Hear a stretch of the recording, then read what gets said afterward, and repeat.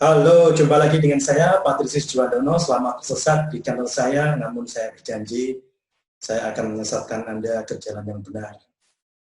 Nah, pada pagi hari ini topik saya adalah bagaimana kita menembus jurnal bereputasi. Bagaimana mengupayakan supaya artikel kita bisa diterima di sebuah jurnal bereputasi.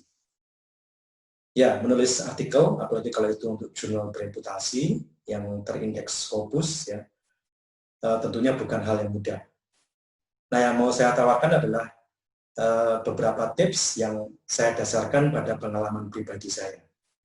Ya, sekalipun setiap tahun saya menerbitkan sebuah tulisan di jurnal ilmiah, namun ada beberapa kali saya juga mengalami penolakan ya, dari beberapa jurnal yang saya kirimi.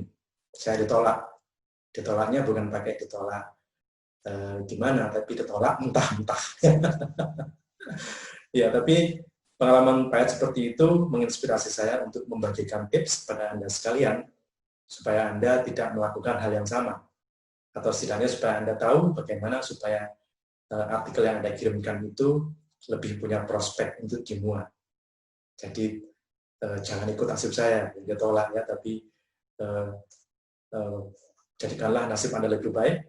Nah, caranya adalah dengan mengikuti uraian saya. Ya, jadi inilah topik saya pada pagi hari ini. Kenapa artikel saya ditolak jurnal bereputasi? Nah, tapi judulnya kok suram begini ya, jelek ya. Kok seperti orang nangis gini ya. Kenapa ya saya ditolak jurnal bereputasi? Oke lah, supaya tone-nya lebih positif, saya ganti dengan ini. Nah, cara menembus jurnal bereputasi. Ini kelihatan lebih positif ya. Oke. Jadi caranya adalah seperti ini. Saya akan menyajikan beberapa tips yang sekali lagi berdasarkan pada pengalaman saya pribadi. Nah, kalau kita ingin supaya artikel kita itu dimuat, maka kita harus menulis sesuatu yang baru, sesuatu yang sudah merupakan sesuatu yang tidak lagi banyak diteliti oleh orang lain. Ya, misalnya kalau kita meneliti tentang korelasi antara penguasaan kosakata dengan kemampuan bahasa Inggris, waduh itu topik sudah basi gitu ya. Sejak saya masih ingusan duduk di bangku kuliah dulu di S1, topik itu sudah sering saya dengar. Jadi kalau kita masih menulis seperti itu sudah topiknya sudah bosok, sudah basi. Artinya sudah berkali-kali diulas, diteliti, dan hasilnya ya kebanyakan ada hubungannya begitu ya.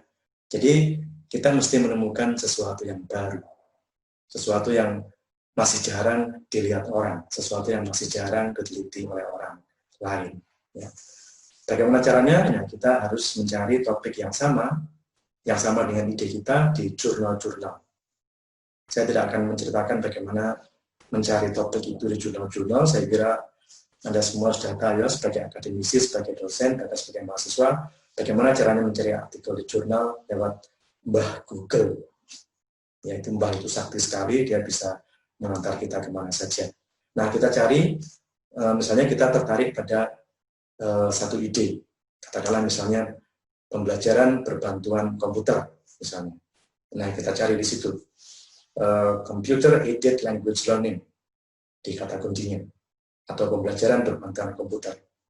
Nah, dari situ kita bisa disodori sekian banyak artikel di jurnal, dan kita bisa melihat mana yang sudah sering diteliti oleh orang lain, dan mana yang kira-kira belum banyak diteliti oleh orang lain. Ya, kadang-kadang kalau kita membaca beberapa di antaranya, kita bisa mendapatkan gambaran bahwa ternyata ada satu ranah spesifik yang belum banyak diteliti. Nah, ke ranah itulah kita masuk. Kita lakukan penelitian di situ, kita tulis laporannya, artikelnya, kemudian kita tawarkan ke jurnal bereputasi. Itu caranya untuk membuat topik kita itu unik. Ya, bukan lagi sesuatu yang klise, yang basi, tapi sesuatu yang menawarkan kebaruan tertentu. Sesuatu yang belum atau setidaknya jarang dilihat oleh peneliti lain. Ya, oke. Kemudian ya ini salah satu contoh saja. Sekarang itu sedang maraknya penggunaan eye tracking device untuk berbagai ranah penelitian di berbagai bidang, terutama termasuk juga di bidang saya, di bidang pembelajaran bahasa.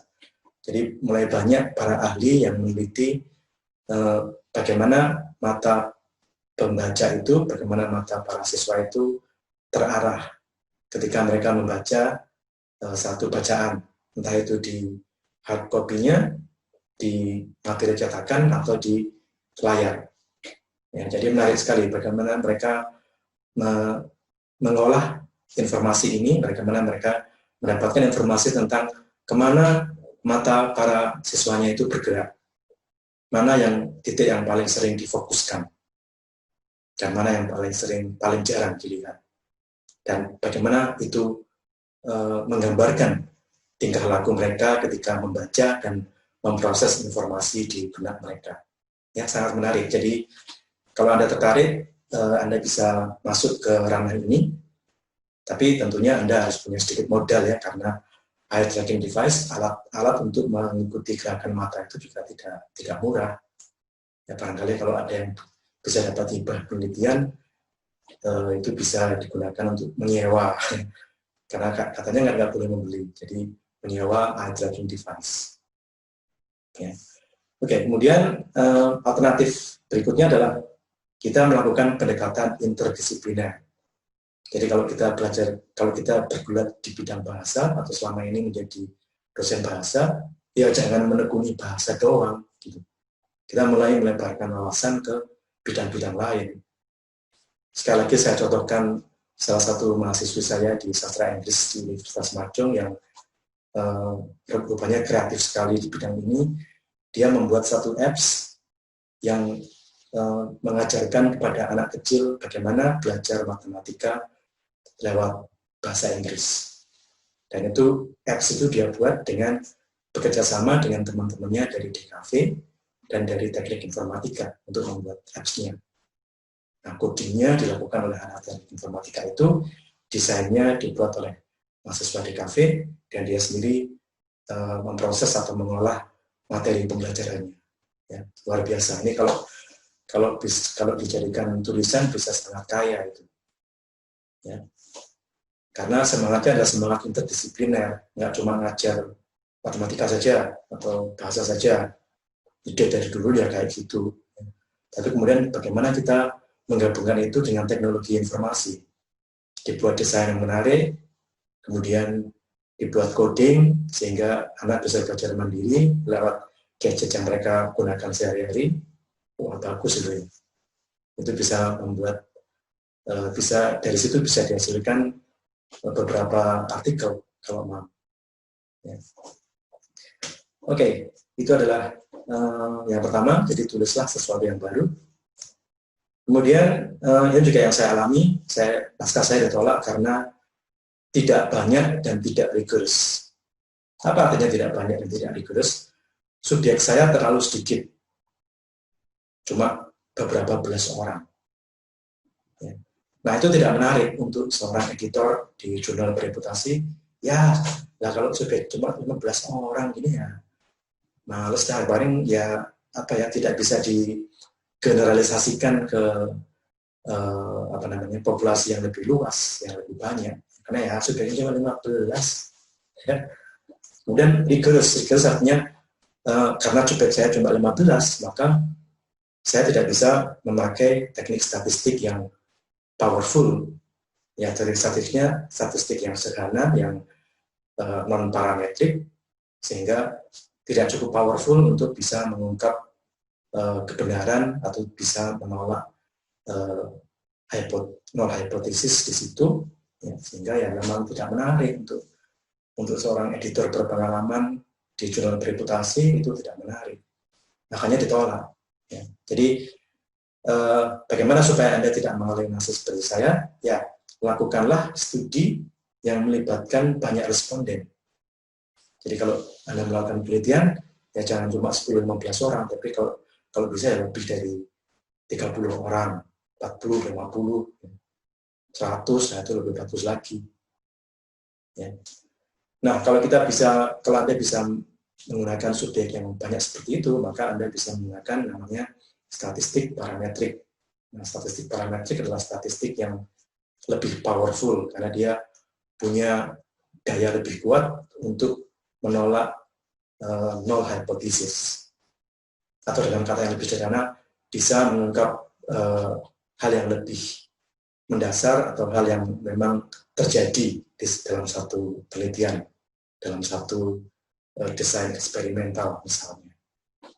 Bisa mengungkap hal yang lebih benar, tidak menyesatkan penelitinya. Itu makanya para editor dan reviewer di jurnal reputasi lebih suka kalau kita menggunakan statistik parametrik, ya, seperti Pearson Product Moment, ANOVA, ANCOVA, ya, apalagi multiple regression, yaitu ya namanya aja sudah kelihatan canggih ya. Yang memang bukan cuma namanya yang canggih, tapi teknik statistiknya pun memang lebih menjanjikan kerumitan tersendiri yang kemudian menghasilkan luaran yang memang benar-benar bisa dipercaya, lebih powerful yang istilahnya. Kemudian juga kalau bisa, nah ini bisa dicapai kalau kita subjeknya lebih daripada 30 seperti yang tadi saya katakan. Kemudian mereka diambil secara random sampling dengan jangka waktu yang cukup lama. Jadi kalau Anda melakukan penelitian durasinya cuma 2 minggu, ya itu kelihatan kurang menarik, kurang meyakinkan dibandingkan kalau Anda melakukan penelitian selama 1 semester misalnya. Ya. Jadi kalau Anda ingin menembus jurnal bereputasi, pastikan bahwa durasi penelitian Anda itu juga cukup lama, tidak cuma 1-2 hari, 1-2 minggu selesai. Ya. Nah, tapi kadang-kadang hal seperti itu tidak bisa kita hindari, ya kan? Subjek kita ya cuma sedikit, jangka waktu kita juga terbatas karena berbagai kesibukan, dan akibatnya teknik statistik kita juga tidak bisa secanggih seperti yang statistik parametrik itu. Ya kita paling juga cuma bisa menggunakan descriptive statistics atau statistik non parametrik yang memang kurang powerful dibandingkan dengan yang statistik parametrik. Nah, kemudian ditolak. Ya. Nah, bagaimana kalau ditolak? Jangan putus asa, tawarkanlah ke jurnal lain. Ya. Tawarkanlah ke jurnal lain yang mungkin punya persyaratan yang tidak seketat jurnal yang pertama tadi, menolak kita tadi. Saya pernah mengalaminya setidaknya 2 kali. Setelah ditolak, kemudian saya perbaiki beberapa bagian sesuai dengan komentarnya, kemudian saya kirimkan ke jurnal lain. Nah, ternyata jurnal lain itu masih berkenan untuk mempertimbangkan desain penelitian saya, sekalipun tidak secanggih statistik parametrik dan tidak melibatkan responden yang massal jumlahnya, tapi mereka masih mau mempertimbangkan temuan saya. Nah, itu manfaatnya kita punya kasanah pengetahuan tentang jurnal-jurnal yang mungkin bisa mengakomodasi atau bisa menampung gagasan kita, sekalipun teknik statistik kita atau jumlah responden kita tidak kurang memenuhi syarat di beberapa di antaranya. Ya. Oke. Nah, itu salah 3. Itu adalah 3 tips yang bisa saya tawarkan kepada Anda sekalian yang sedang berupaya untuk menembus jurnal bereputasi. Kiranya tips ini bisa membantu Anda dan semoga uraian ini bermanfaat. Terima kasih sudah mendengarkan. See you again in my next episode.